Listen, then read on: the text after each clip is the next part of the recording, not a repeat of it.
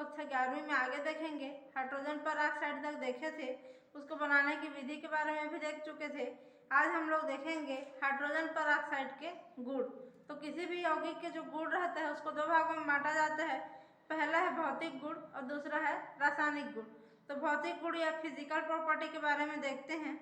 तो इसमें क्या दिखाई देगा हमको, सामान्य आंखों से जो दिखाई देगा उसका कलर, गंध, स्वाद और उसमें जो बंध की प्रकृति है, ये सब उसके क्या में आएंगे, भौतिक गुण में आएंगे। उसके बाद उसका जब रासायनिक गुण देखते हैं तो रासायनिक गुण में क्या आता है कि वो कौन कौन सी अभिक्रियाएं देंगी, अम्लीय व्यवहार होगा कि क्षारीय प्रकृति होगा, आक्सीकारक होगा कि अपचायक होगा, इस प्रकार से, और किन किन अभिक्रियाओं के साथ अम्लीय, क्षारीय और उदासीन माध्यम में कैसा रिएक्शन करेगा, ये सभी उसके केमिकल प्रॉपर्टी में आता है। तो सबसे पहले हम लोग देख लेते हैं भौतिक गुण के बारे में। तो इसमें सबसे पहले बताया गया है कि जो हाइड्रोजन परऑक्साइड एक रंगहीन, गंधहीन और कड़वे स्वाद वाला द्रव रहता है। और श्यान द्रव लिखा हुआ है इसमें। श्यानता का मतलब है गाढ़ापन। जैसे पानी को देखेंगे तो पतला लगता है, पीते हैं पानी, और जो ग्लिसरीन है, ठंड के दिनों में जो ग्लिसरीन लगाते हैं बॉडी में, जो ग्लिसरीन है वो थोड़ा गाढ़ा रहता है। तो पानी की तुलना में ग्लिसरीन गाढ़ा या श्यान है, उसमें श्यानता पाई जाएगी। इसी प्रकार दूध और तेल को देखेंगे तो दूध की तुलना में तेल में थोड़ा सा ज्यादा श्यानता पाया जाता है। तो श्यान द्रव होता है कौन सा, हाइड्रोजन परऑक्साइड। दूसरा है इसका सांद्र विलयन हल्के नीले कलर का पाया जाता है, और इसका सांद्रित विलयन अगर कहीं भी त्वचा पे गिर जाएगा तो वहां पे फफोले या फोड़ा उत्पन्न कर देता है। 0 डिग्री सेंटीग्रेड पे इसका जो घनत्व है 1.47 ग्राम पर सेंटीमीटर क्यूब पाया जाता है। जो घनत्व है उसको किसमें प्रदर्शित करते हैं, ग्राम पर सेंटीमीटर क्यूब, ग्राम प्रति सेंटीमीटर का घन या सेंटीमीटर का त्रिघात।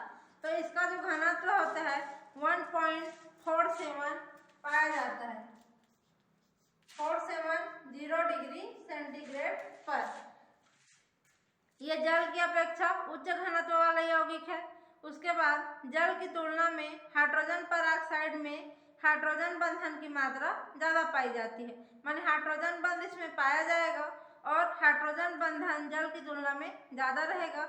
यह जल में, एल्कोहल में और ईथर में सभी अनुपातों में सरलता के साथ मिल करके मिश्रणीय यौगिक का काम करता है।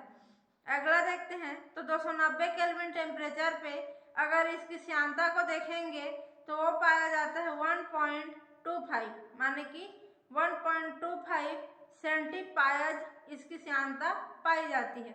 और जो सेंटीपायज है वह है इसका श्यानता नापने की इकाई।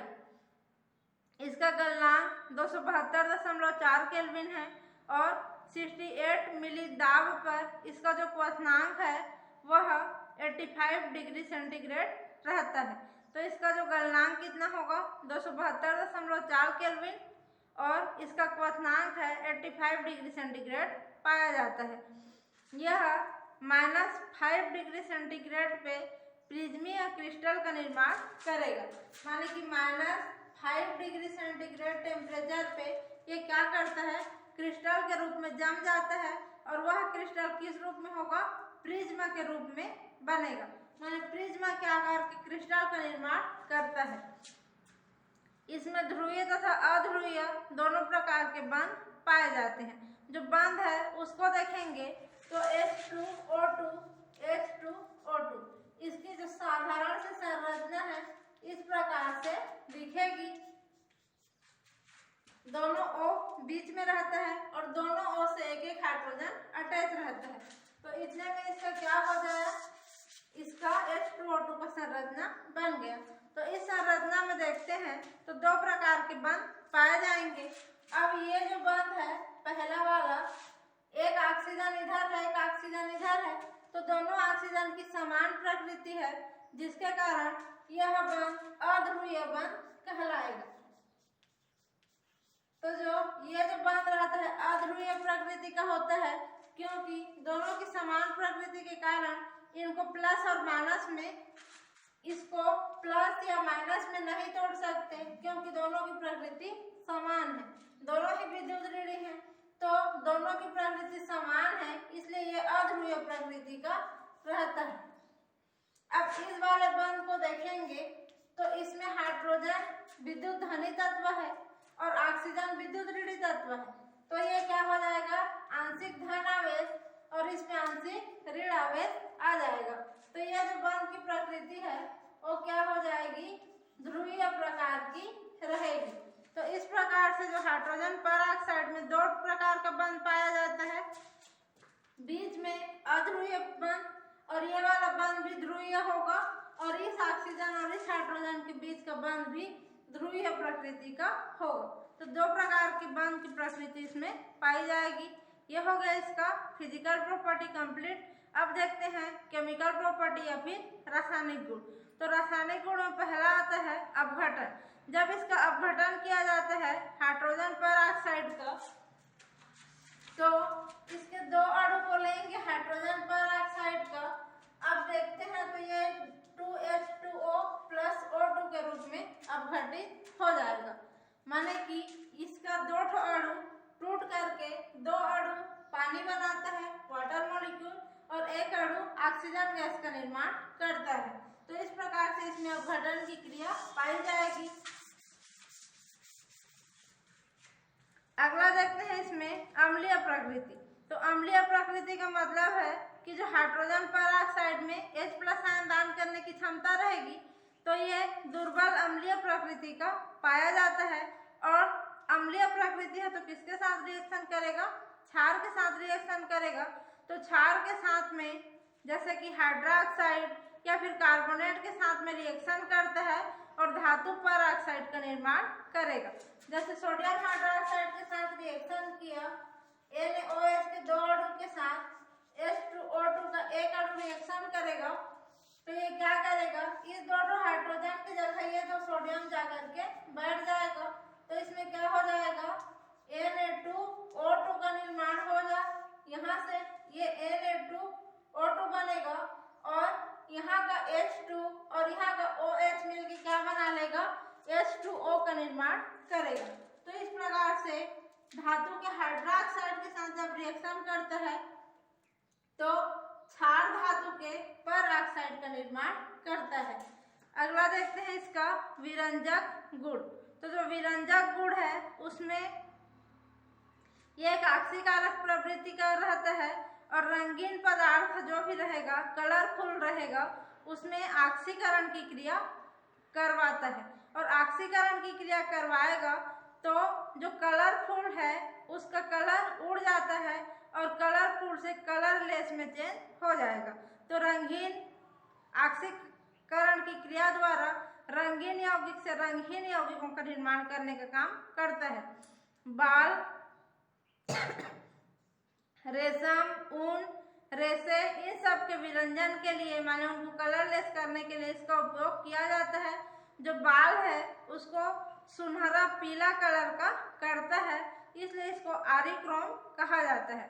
जो बाल है ना काले कलर का रहता है उसको क्या करेगा, सुनहरे पीले कलर में या गोल्डन येलो कलर में चेंज कर देता है, इसलिए इसको आरिक्रोम कहा जाता है। अब है इसका ऑक्सीकारक गुण। तो जो ऑक्सीकारक गुण में क्या करेगा, ये अम्लीय माध्यम में और क्षारीय माध्यम में, दोनों माध्यम में किसी और यौगिक के इलेक्ट्रॉन को खुद ग्रहण करने का काम करेगा। कोई सामने वाला इलेक्ट्रॉन दान कर रहा है उसको ये क्या करेगा, ग्रहण कर लेगा और ग्रहण करके वाटर मॉलिक्यूल या फिर OH- आयन का निर्माण करेगा। तो दूसरे के इलेक्ट्रॉन को ग्रहण कर रहा है माने कि खुद अपचयित हो रहा है और सामने वाले को क्या कर रहा है, ऑक्सीकृत करने का काम करेगा। तो रेडॉक्स अभिक्रिया वाले चैप्टर में इसका डिटेल हम लोग देख चुके हैं। अब देखते हैं अम्लीय माध्यम में ऑक्सीकारक गुण भी पाया जाता है इसमें, और आता है क्षारीय माध्यम में भी ऑक्सीकारक गुण। तो जो अम्लीय माध्यम में है ऑक्सीकारक गुण, उसमें ये क्या करता है, काले कलर का जो लेड सल्फाइड है उसमें काला कलर को वहां से हटा देगा, ऑक्सीकृत कर देगा उसको, और काले लेड कलर से सफेद कलर के लेड सल्फेट का निर्माण करेगा। दूसरा है फेरस सल्फेट के जो अम्लीकृत विलयन है उसको क्या करेगा ऑक्सीकृत कर देगा और फेरस सल्फेट को फेरिक सल्फेट के रूप में परिवर्तित करने का काम करता है। अगला है अम्लीय माध्यम में पोटेशियम आयोडाइड का जो विलयन है उसमें आयोडाइड अपचयित रूप में रहता है, उसको ऑक्सीकृत करके मुक्त अवस्था में आयोडीन का निर्माण करता है। तो जो अपचयित अवस्था में आयोडाइड में रहेगा आयोडीन, उसको ऑक्सीकृत करके मुक्त अवस्था में आयोडीन का गैस का निर्माण करता है। अगला है सल्फ्यूरिक अम्ल की उपस्थिति में ये क्या करेगा, पोटेशियम फेरोसाइनाइड को पोटेशियम फेरिसाइनाइड के रूप में ऑक्सीकृत करता है। फेरोसाइनाइड का ऑक्सीकरण संख्या कम रहता है, लेकिन फेरिसाइनाइड की ऑक्सीकरण अवस्था में प्लस चार्ज का मान ज्यादा रहेगा। तो फेरोसाइनाइड को फेरिसाइनाइड के रूप में ऑक्सीकृत करने का काम ये कहाँ पे करेगा, सल्फ्यूरिक अम्ल की उपस्थिति में करता है। अगला है कि जो हाइड्रोजन पेरोक्साइड है ये हाइड्रोजन सल्फाइड के कोलाडी विलयन में सल्फर को ऑक्सीकृत करके सल्फर का मुक्त वाला यौगिक का निर्माण करेगा। माने कि जो H2S है, H2S यह हाइड्रोजन सल्फाइड, इसके साथ जब H2O2 को रिएक्शन कराएंगे तो यहाँ से क्या बनेगा, 2H2O बनेगा प्लस सल्फर बाहर निकलेगा। तो यहाँ का जो सल्फर है 2 माइनस चार्ज के रूप में था और यहाँ पे जो सल्फर है 0 चार्ज के रूप में है। तो पहले माइनस रूप में था, माने कि ऑक्सीकरण अवस्था उसका कम ऋण आवेश था, माने कम आवेश था।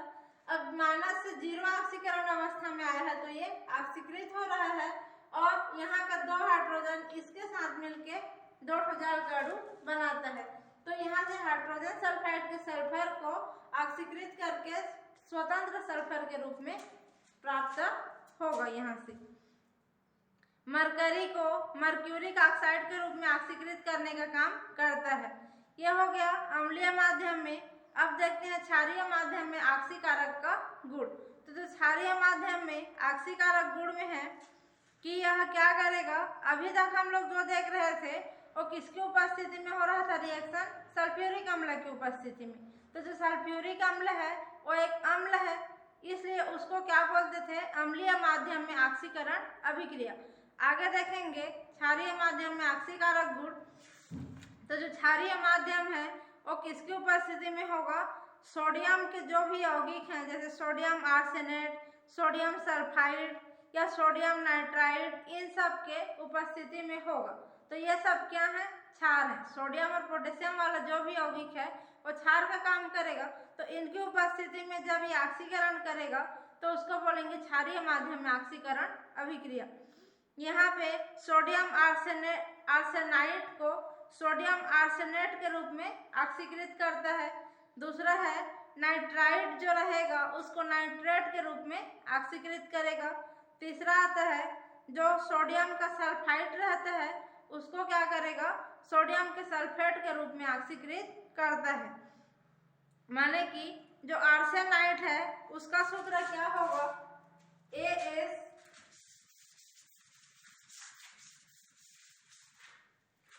आर्सेनाइड का सूत्र होता है Na3ASO3।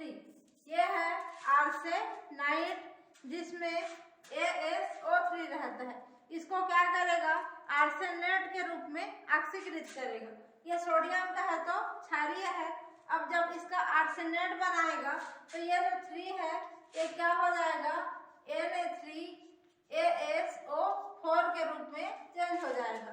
तो यहाँ पे पहले जिस अवस्था में था उससे ज्यादा ऑक्सीकरण अवस्था यहाँ पे आर्सेनिक का हमको देखने को मिलेगा।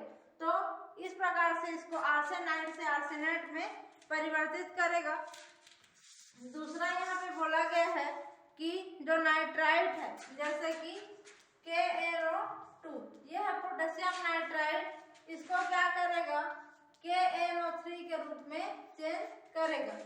तो जो नाइट्राइड था ये जब प्लस H2O2 से ट्रीट किए तो यहाँ से नाइट्रेट का निर्माण हुआ है। तो इस प्रकार से नाइट को नाइट्राइट को नाइट्रेट में अपचयित करता है, ऑक्सीकृत करता है। यहाँ पे NO2 था, माने कम ऑक्सीकरण अवस्था था नाइट्रोजन का, यहाँ पे NO3 आ गया तो ज्यादा ऑक्सीकरण अवस्था में आ जाएगा। अगला है सल्फाइड को सल्फेट के रूप में चेंज करेगा। जो Na2SO3 है, यह है सोडियम का सल्फाइड, इसको क्या करेगा Na2SO4 के रूप में चेंज करेगा। माने कि जो SO3 था इसको SO4 के रूप में जब हाइड्रोजन पर ऑक्साइड से इसको रिएक्शन कराएंगे तो ये इस रूप में चेंज हो जाएगा। तो इस प्रकार से ऑक्सीकृत करने का काम यहाँ पे हाइड्रोजन पर ऑक्साइड करता है। आगे है फॉर्मेल्डिहाइड को फॉर्मिक अम्ल के रूप में ऑक्सीकृत करता है। जो फॉर्मेल्डिहाइड है उसका सूत्र होता है HCHO। यह है फॉर्मेल्डिहाइड। फॉर्मेल्डिहाइड में ये एल्डिहाइड ग्रुप है CHO, यह क्रियात्मक समूह है। इसका जब ऑक्सीकृत करेगा हाइड्रोजन पर ऑक्साइड H2O2 तो यहाँ से बनेगा HCOOH।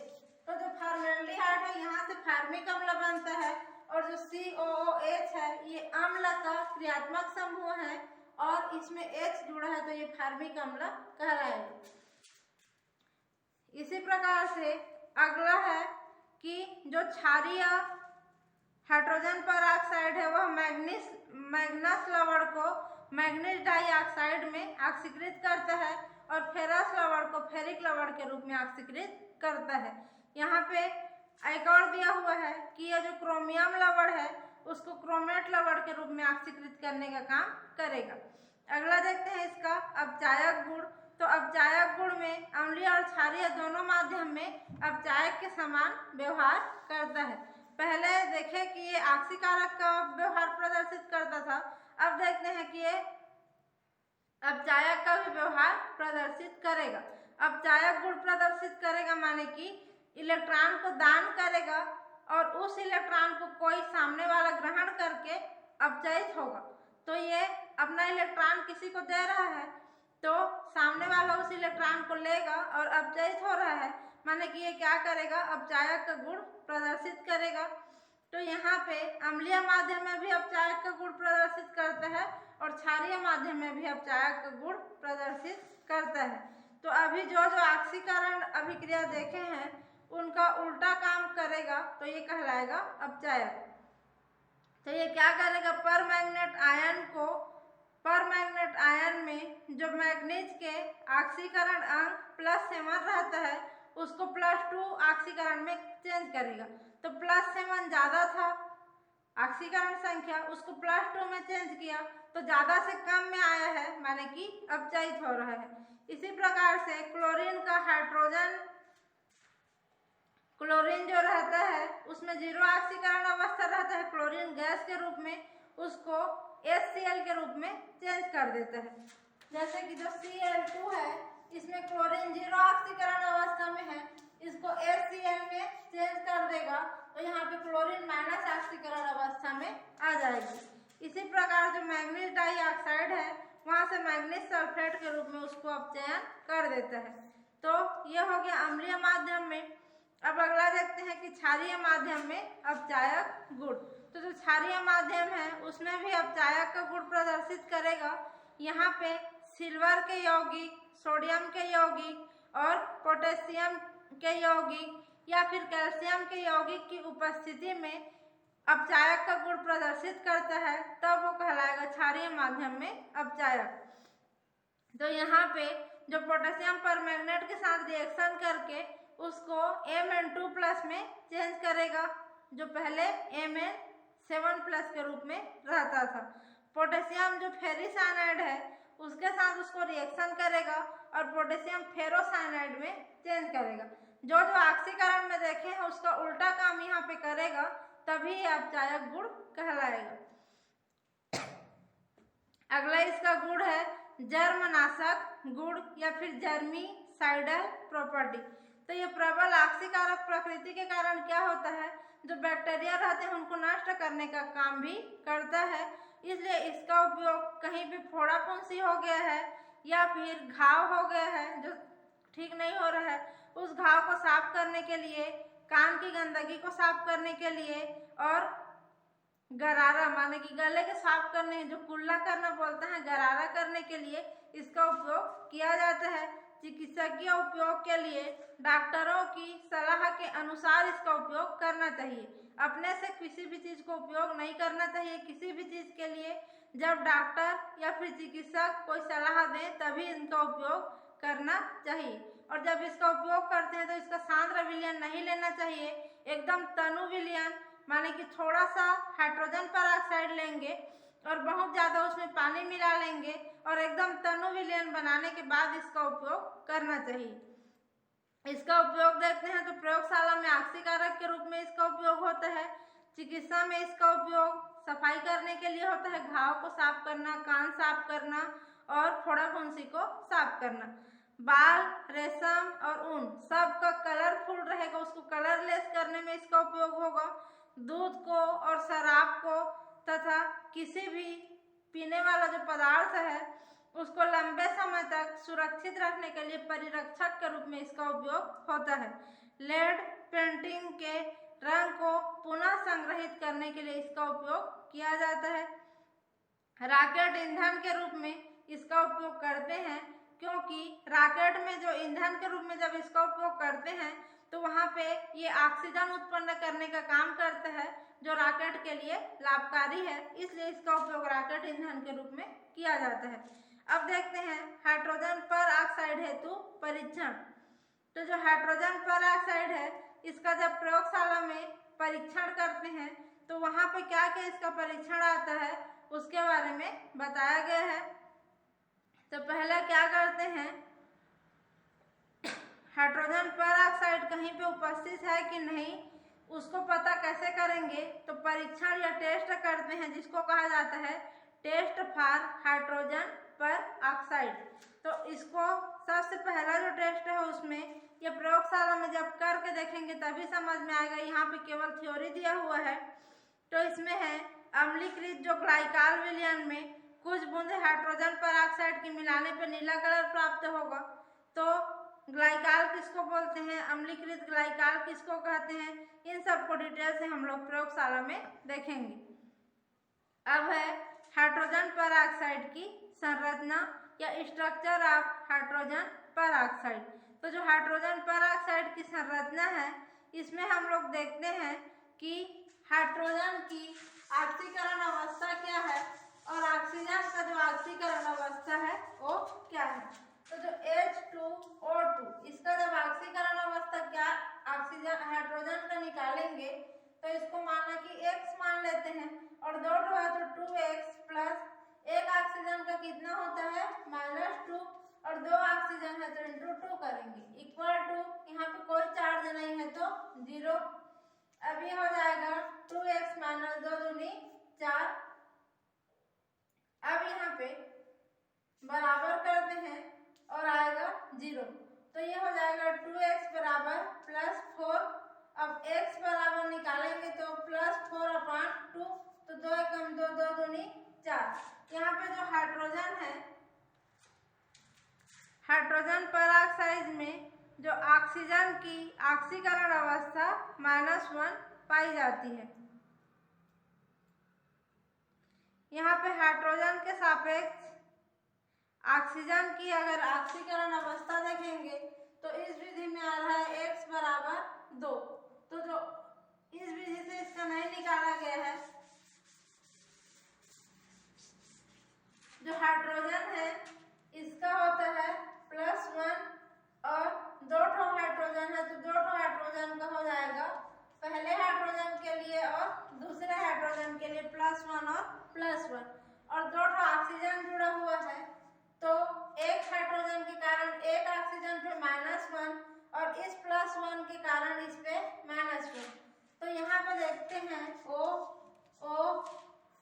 और इसको इस प्रकार से हाइड्रोजन से जोड़ा हुआ है तो इस ऑक्सीजन के इस पे +1 रहता है तो इस पे -1 और इस पे +1 रहेगा तो इस पे -1।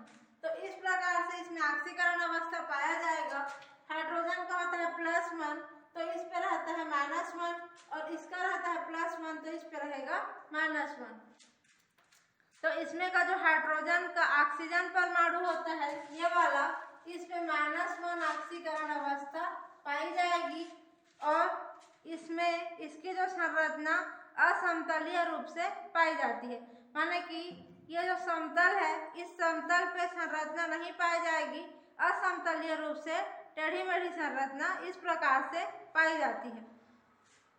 जैसे ये है, ये उसके बाद ऊपर है ऐसे करके, और ये जो हाइड्रोजन है ये इस प्रकार से नीचे है। तो इस प्रकार से 3 एक्सिस में टेढ़ी मेढ़ी संरचना असमतलीय रूप से इसमें पाई जाती है, इस प्रकार की संरचना। तो ये हो गया हाइड्रोजन पेरोक्साइड की संरचना के बारे में। इसका अगर हम लोग देखते हैं तो इसको ओपन बुक स्ट्रक्चर भी कहा जाता है।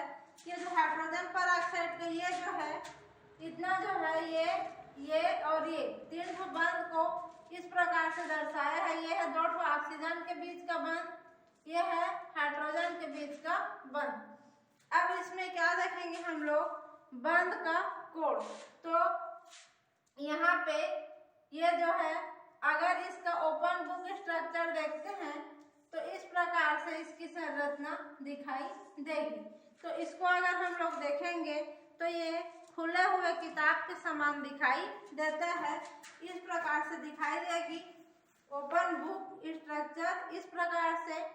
तो इस ओपन बुक स्ट्रक्चर के समान संरचना इसमें दिखाई देती है, तो इसको खुले किताब की समान संरचना भी कहते हैं। इसमें जो है यहाँ का बंध कोण है, इसमें 90.2 डिग्री पाया जाता है ये वाला बंध कोण, और इसके बीच की जो दूरी है 1.46 एंगस्ट्रॉन रहेगा। इन दोनों के बीच की जो दूरी है 0.99 एंगस्ट्रॉन रहता है, और यहाँ का जो बंध कोण है इसका होता है 101.9 डिग्री। तो ये दोनों बंध कोण को प्रदर्शित करेंगे, जो डिग्री के रूप में है और जो एंगस्ट्रॉन के रूप में है वो बंध की लंबाई को प्रदर्शित करते हैं। यह जो है यह स्ट्रक्चर सॉलिड रूप में या ठोस अवस्था के लिए दिया गया है, जब हाइड्रोजन पेरोक्साइड ठोस के रूप में रहेगा उसके लिए। अब देखते हैं ये जो संरचना है इस प्रकार से, ये भी एक ओपन बुक स्ट्रक्चर है, और जब हाइड्रोजन पेरोक्साइड गैसीय रूप में रहेगा उस स्थिति के लिए इसको दिया गया है। तो यहाँ पे देखते हैं कि ये जो बंध कोण है यहाँ पे ये रहेगा 111.5 डिग्री। ये वाली जो बंध लंबाई है ऑक्सीजन और ऑक्सीजन के बीच की बंध लंबाई यह है 1.47 एंगस्ट्रॉन, और हाइड्रोजन और ऑक्सीजन के बीच की जो बंध लंबाई है 0.95 एंगस्ट्रॉन, और ये जो है ऑक्सीजन और हाइड्रोजन के बीच का बंध कोण ये है 94.8 डिग्री। तो इस प्रकार से ये गैसीय संरचना है और ये है ठोस प्रकार की संरचना। ये हो गया इसका स्ट्रक्चर हाइड्रोजन पेरोक्साइड का। अब देखते हैं इसका ईंधन के रूप में उपयोग। तो जो हाइड्रोजन पेरोक्साइड है उसका ईंधन के रूप में उपयोग किया जाता है, और वर्तमान में ऊर्जा के उत्पादन के लिए प्राथमिक रूप से जीवाश्म ईंधन जैसे कि कोयला, कोल, प्राकृतिक गैस, एलपीजी गैस, गैसोलीन आदि पर वर्तमान में ऊर्जा का उत्पादन निर्भर है। ऊर्जा की बढ़ती हुई मांग को देख करके संग्रहित जीवाश्म ईंधन क्या हो रहा है, समाप्त हो रहा है, क्योंकि कोयला, पेट्रोल, डीजल ये सब समाप्त होने की कगार पे हैं। तो प्रकृति में इन संसाधनों में लाखों वर्ष लग जाते हैं। अगर हम लोग फिर से कोयला लाना चाहेंगे तो बहुत सालों बाद हमको वहां से कोयला जीवाश्म ईंधन के रूप में प्राप्त होगा। तो भविष्य के लिए जो ऊर्जा स्रोत के विकल्प के रूप में यहाँ पे नाभिकीय ऊर्जा का उपयोग किया जाता है, और नाभिकीय ऊर्जा जो है नाभिकीय संलयन और नाभिकीय विखंडन जैसी प्रक्रियाओं के द्वारा प्राप्त होते हैं। तो नाभिकीय ऊर्जा का उपयोग से विद्युतीय ऊर्जा में परिवर्तित किया जा सकता है, लेकिन जो संपूर्ण विश्व है वहाँ पे ऊर्जा की आवश्यकता में बिजली का जो उपयोग है उसको देखेंगे तो 20% पाया जाता है, लेकिन जो ऊष्मा ऊर्जा की आवश्यकता है उसको देखेंगे तो 80% उससे ज़्यादा पाई जाती है। तो नाभिकीय क्षेत्र में नाभिकीय ऊर्जा को रासायनिक ऊर्जा में बदला जाता है। जो नाभिकीय संलयन या नाभिकीय विखंडन अभिक्रिया होता है उसमें जो नाभिकीय ऊर्जा रहता है उसको क्या करते हैं, रासायनिक अभिक्रियाओं के द्वारा केमिकल ऊर्जा या रासायनिक ऊर्जा में बदला जाता है। फिर उनको संग्रहित किया जाता है एक जगह पे, उसके बाद वहाँ से उसको ट्रांसपोर्ट करके जहाँ जहाँ पे आवश्यकता है वहाँ पे लगाया जाता है और नाभिकीय कचरे इन सब को नष्ट करते हैं। तो इन सब प्रोसेस में माने कि नाभिकीय संलयन या विखंडन में बहुत ज़्यादा काम करने की और समय की ज़रूरत होती है। उसी प्रकार पेट्रोल डीजल के फिर से निर्माण करने में ज़्यादा समय की ज़रूरत होती है। इसलिए वर्तमान में क्या किया गया है, हाइड्रोजन को ईंधन के रूप में उपयोग किया जा रहा है और नाभिकीय संलयन में हाइड्रोजन का ही उपयोग होता है। उसके बाद देखते हैं हाइड्रोजन का अर्थव्यवस्था। तो जो हाइड्रोजन की अर्थव्यवस्था है उसमें देखेंगे तो हाइड्रोजन के बहुत सारे यौगिक पाए जाते हैं, जैसे कि हाइड्रोजन गैस, हाइड्रोकार्बन में methane, ethane, propane, butane, pentane यह सब पाया जाता है। एलपीजी गैस इन सबों में पाया जाता है। जो जीवाश्म ईंधन रहता है उसमें जीवों के शरीर पे या फिर पेड़ पौधे पे कार्बन की मात्रा पाई जाती है। इन सब का उपयोग भी हम लोग ऊर्जा के रूप में कर सकते हैं। तो यहाँ पे ये चैप्टर कंप्लीट हुआ, हाइड्रोजन वाला चैप्टर। इसमें से आप लोग को कुछ समझ नहीं आया होगा, कुछ पूछना होगा तो आप लोग पूछ सकते हो। उसके बाद हम लोग अगली क्लास में नया चैप्टर शुरू करेंगे जिसमें एस ब्लॉक के तत्व के बारे में दिया हुआ है जो आवर्त सारणी से संबंधित है। अभी के लिए बस यहीं तक।